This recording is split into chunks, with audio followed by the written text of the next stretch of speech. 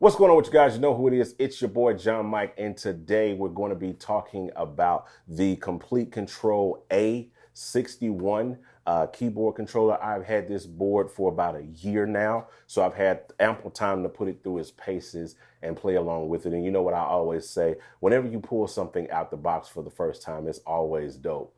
But it's like not after about 6 months, a year, 2 years that you really, of using a product that you can really say, oh, I like it. It's okay, or whatever the case may be. But this product is still dope. I still use it on a pretty much daily or at least a consistent basis. I won't say daily. I have two stations here in my studio, and for those who have been following me for a while, you've pretty much seen pretty much every side of my studio. It's just a moderately sized room, and I've got a couple of stations, well, 3 stations. This station where I record my YouTube videos. I got a place in my studio, a section of my studio where I mix my tracks and do all those things. And then I got another station where I do my day-to-day work, emails, all that stuff like that, and even some light production work. So this is one of my keyboards that sits at one of my stations.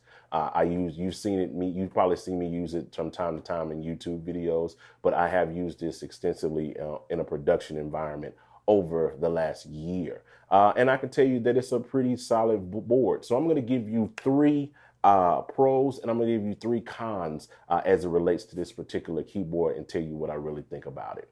So the first pro that I'll give you is that it is affordable. You're talking about $250 range, $249 for the 61, $200 range for the $199 for the 49 key, and I think like $149 maybe for the 25 key. I've never really looked at the 25 key, but 61 keys, 250 bucks, and so it's very affordable in terms of 61 key MIDI controllers. You don't find too many 61 key keyboards that are under or a little bit over, the 250 range in this thing or what have you. So my thumb is up to it on affordability. It's not going to break the bank to buy something like this for your studio or for your setup or even for use in a live situation.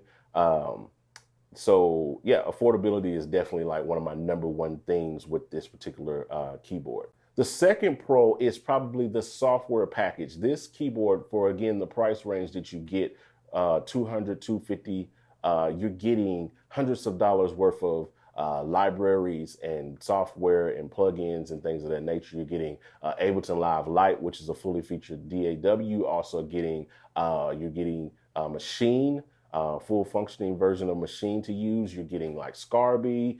You're getting Complete Select, which is a ton of instruments. You're getting Monarch and just a ton of just stuff that Native Instruments packed into this package. And I'm really just surprised. In my opinion, any keyboard from Native Instruments right now is just killing the game in terms of what they offer you in software. They're just killing the game with their offer in any price range. They're beating pretty much all of their competitors in what they offer in software. Now, the third and probably the most important aspect and most important pro of this keyboard is its DAW integration.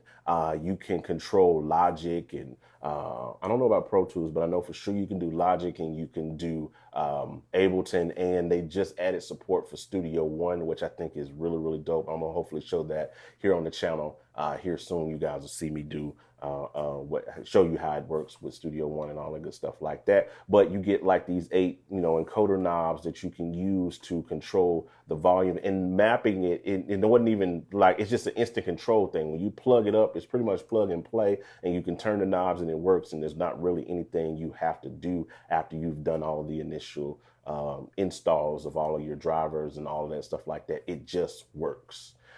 So I really love the DAW integration that they built into this keyboard. Now let me get into the cons of this keyboard, some things that I don't like about it and some things that may potentially be deal breakers for you if you're interested in buying this keyboard. And my number one con for this keyboard is the keybed. This keybed is not the best keybed that I've put my hands on. It has a really sharp velocity curve, which is good for synth stuff. That doesn't really matter when you're doing like synth and playing. But if you're trying to really like play piano and do some like nuanced things, it's not always the best feel of a keyboard. It's very springy, very different from the Keybed that is in the S series. The S series Keybed it's a Fatar Keybed, and it is by far my favorite Keybed of all MIDI controllers that are out right now is in the S61 of all of those MIDI. Just about any MIDI controller that I played right now in the 61 key range. We're not talking about weighted like 88 key controllers. I'm talking about like semi-weighted boards. Right now, in my opinion, the Native Instruments S61 is killing the game in Keybed. This is, however, is not killing the game. This is where they save some money. This is how they're able to, drop the price dramatically, is just with just that Keybed alone saves them a ton of money by putting a standard kind of Keybed in it. And it works. It does what you need for it to do, but it's not, as a piano player, as a keyboardist, this is not my favorite feeling Keybed. And I have to be honest about it, just from my perspective. Someone else may get this and be like, you know what, I really love this. And, but me, because I play so many different MIDI controllers, so many different keyboards on a weekly, daily basis, this has not been my favorite. Now, my second complaint about this keyboard would be the same that I had for the M32 and the Machine MK3 or whatever, Micro MK3, and that is this baby LCD. Like, it is just, from my perspective, just useless. It is like they could have left it off and it wouldn't have made a bit of a difference to the keyboard. Like, not having it is not going to do anything anything special for this particular keyboard, because it just doesn't do anything for the functionality. It's hard to read.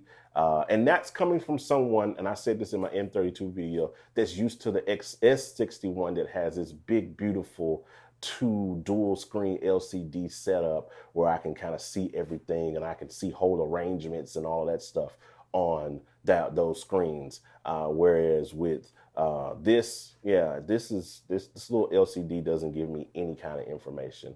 And so it's kind of, that's one of my cons with this board. It's just useless. It's not big enough. With this space, they could have made it bigger, wider, whatever the case may be, longer, because a lot of other keyboards in this range, that price range, that have LCD screens to show information are much bigger.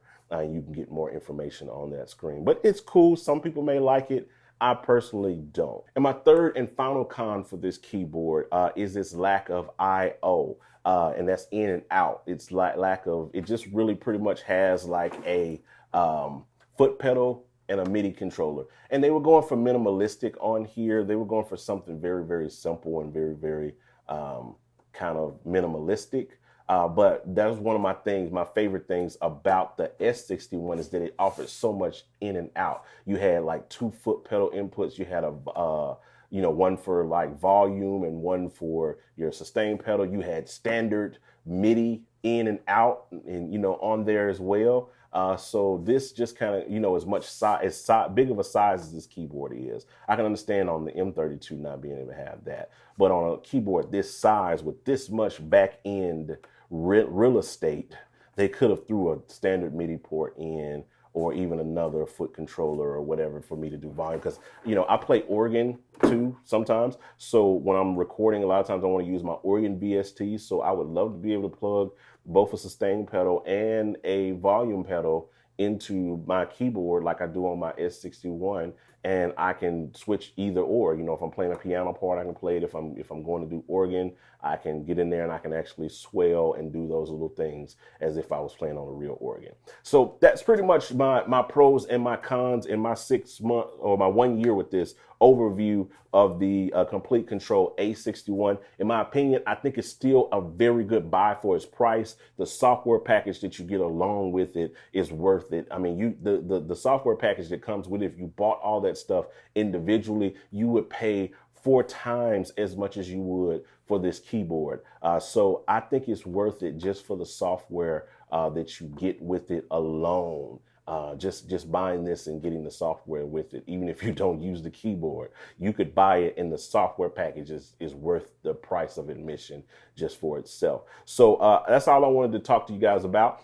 If you're interested in purchasing this keyboard, please feel free to use the affiliate link right below the like button on this video. Like, share, comment, turn on notifications. Talk to you guys on the next video. I'm out. Holla at your boy.